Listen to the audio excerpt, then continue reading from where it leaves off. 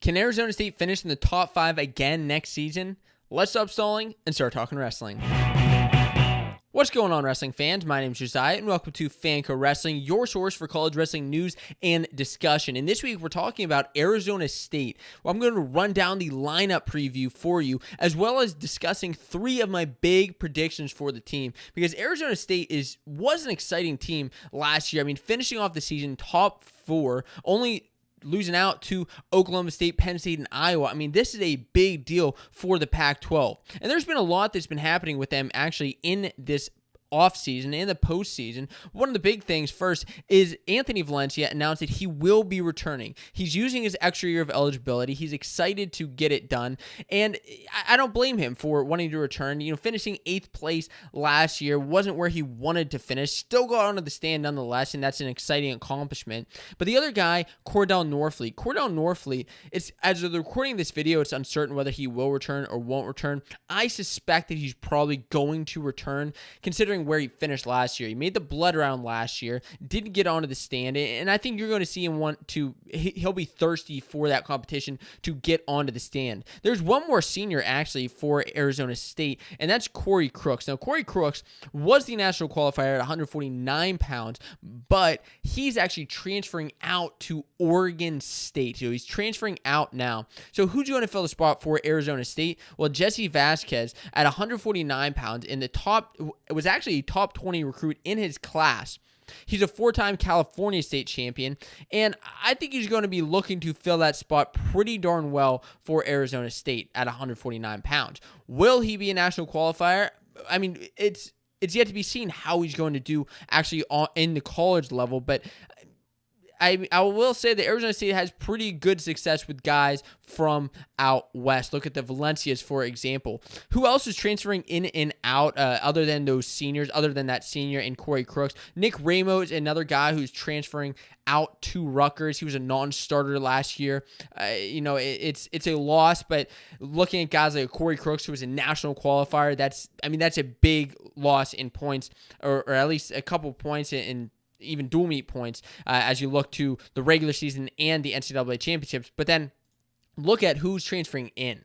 Kyle Parco of Fresno State. Now, it's unfortunate that his program was dropped, but it's awesome for Arizona State that he is transferring in. He was an All-American last year.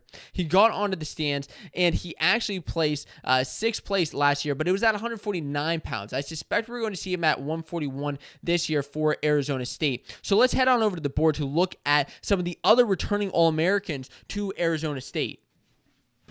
So Arizona State is returning 5 All-Americans from last season. The Sundevils are returning some of the most All-Americans out of every single team. I mean, it's not really that big of a shock considering they finished 4th at the NCAA championships last year, only finishing behind Oklahoma State and then Penn State and Iowa. And what a tournament it was for them. Now, starting off at 125, this is going to be big for the Sundevils. I mean, coming in with a returning national finalist as the start of the lineup with Brandon Courtney, this is very, very big news for the Sundevils. Now, Courtney, returning national finalist, and I was a little bit shocked that he made the finals last year.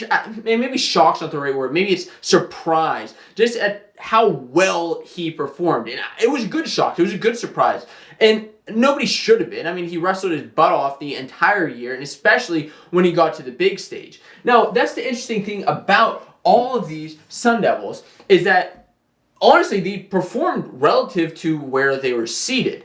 Brandon Courtney seated as a top 5 wrestler and then finishing 2nd. Same with the Colton Schultz and Ja'Cory Teamer. They finished right around where they should have been from where they were seated, which is very interesting. Now, Michael McGee, I'm going to kind of circle back to McGee in just a second because his stance here, I mean, where he is, this is just really interesting considering he came from Old Dominion, came in, All-American, got on the stand. I mean, what a shame that for the Old Dominion program that they're holding on to, or they were holding on to an All-American potential at the program, and then they dropped the program. But, I mean, it's awesome to see him coming in here and getting on the stand for them. Ja'Cory Teamer, remember last year, whenever at the tournament, he wrestled Ryan Deacon for 3rd and 4th. And Ryan Deacon, I mean, he was the clear number one for the last 2 years. Jacory came in for third and fourth place match, wrestled him to basically a takedown that came down to the last second. I thought he had it. I don't know what you thought, but he is coming in as the fourth-ranked wrestler, and just as he should be, that's where he's going to end up being. 157 pounds is just going to be a little bit interesting, with Austin O'Connor bumping up, with Jesse DeLavecchia not even wrestling this year, not returning for his senior season with extra eligibility. But Teamer, it's going to be looking good for him. Especially also with Hayden Hidley bumping up to 174 pounds. Look out for Jacory Teamer this year. With Anthony Valencia, Valencia is somebody who kind of got knocked around at NCAAs, ended up with an injury. It was kind of a shame to see that happen, but look out for him this year. And then Colton Schultz, depending on where the heavyweight race all goes, I'm interested to see where he comes into line. But, the big thing about the Sun Devils is be looking for them to be scoring lots of points. Points. Last year, they scored 74 points at the NCAA Championships. This put them in a spot to get fourth place. This year, though, I think one of the big things, and like I said, I'm going to circle back to Michael McGee, is because just like Michael McGee transferred into Arizona State from a drop program, the other guy who's coming in from a drop program is Parco. Parco is coming in. He actually All-American last year at Fresno State at 149 pounds, but he's looking to wrestle 141 pounds for the Sun Devils. I think this is going to be a very good spot for him in the lineup. And as an All-American, just dropping down to a weight class, I think it's going to put Arizona State in a really good spot to even score more points at NCAAs, getting them, honestly, to even that 90 to 100 point range, just looking at all of these All-Americans who are back in the lineup. So let's get to Arizona State predictions. What are my 3 big predictions for the Sun Devils next year?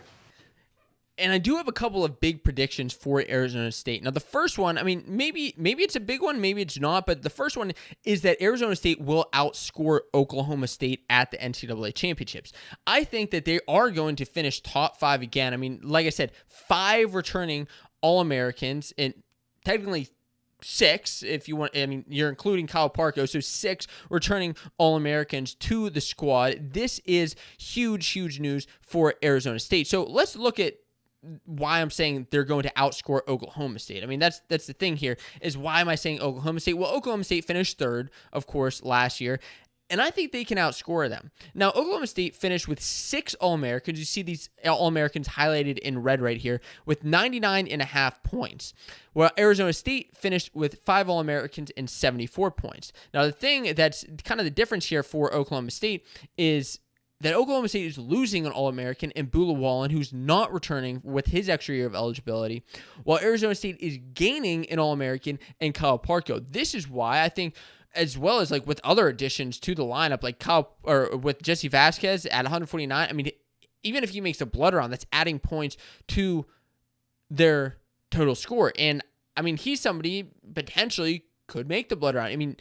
Depending on how they're developed here. With other guys like Trey Muniz or even Cale Valencia, whoever gets to start at 174, and Cade Belshea, if they can get to the national tournament, maybe win a match or two, that just keeps adding on. And I think it's possible that Arizona State can outscore Oklahoma State next year, especially because of where a lot of those Oklahoma State guys placed last year. They placed relatively high and had some solid tournaments. Look at AJ Ferrari, national champion, Deaton Fix getting into the finals. Can they get there again? Yeah, I think it's possible, but it's tough to score even more points than that. So what's the second prediction that I have for the Sun Devils? Anthony Valencia is going to make history. And what do I mean by make history? He's going to win his 5th Pac-12 title. I think it's totally possible that he wins his 5th Pac-12 title. Isn't it only possible to win 4? Well, not anymore. Not with this extra year of eligibility, of course, because he won his 4th title last year, and it was actually in very stunning, very exciting fashion whenever he beat Shane Griffith last year at the Pac-12 championships. Yes, that Shane Griffith, the NCAA champion Shane Griffith, and it's rumored right now that Griffith may actually go up to 174, so that's, I think, a big reason why. And I'm not even saying that Valencia couldn't do it again, because, he beat Shane Griffith pretty decently at Pac-12s, and I think that this is something that could happen again. If he gets his 5th Pac-12 title, I mean, this is something that you're not really going to ever see again unless there's a crazy pandemic that happens or a crazy thing where guys get these extra years of eligibility. You're not going to see 5-time Pac-12 champions, 5-time conference champions. This is, I mean, just kind of fun for the Sun Devils. And the third prediction that I have for the team is that Arizona State will have another finalist. They will have another NCAA finals in 2022. So the question then becomes, who's it going to be? Is it going to be Brandon Courtney again? Maybe. I mean, it's possible, but as I already said, it's also possible that he's not. I mean, with Vito Aruzzo returning, with the stacked crowd at 125 pounds, it's not going to be easy. Maybe he does return, maybe he doesn't. So who are the other guys? I mean, Ja'Cory Teamer, as I already said, I mean, yeah, he had a loss to Brayton Lee at NCAAs this year, but he had that close win with Ryan Deacon. In his win, crazy exciting consies match over Hayden Hiley was just thrilling. And with De La Vecchia out, with Hayden Hiley moving up, I think it's possible that Ja'Cory Teamer can even make the finals, or even in Anthony Valencia. As I already mentioned, he beat Shane Griffith last year. He kind of, hurt at NCAAs. He kind of fell apart after he took his injury and ended up injury defaulting out, taking 8th. I mean, he was tacked by O'Toole in the consies, and then after that is when he took his medical forfeit out of the tournament. And I think that he's another guy who could get on. So whether it will be Brandon Courtney, whether it will be Teamer, whether it will be Anthony Valencia, we kind of have yet to see. But the one thing that I will say is that the Sun Devils have some great potential next year, whether they score 74 points like they did last year or all the way up to 100 points, which I think they are capable of, and I think you'll be interested in seeing that. Now, if you're interested in other lineup previews, lineup rundowns, make sure that you hit subscribe to the Fanco Wrestling channel so that you can stay up to date on all the latest.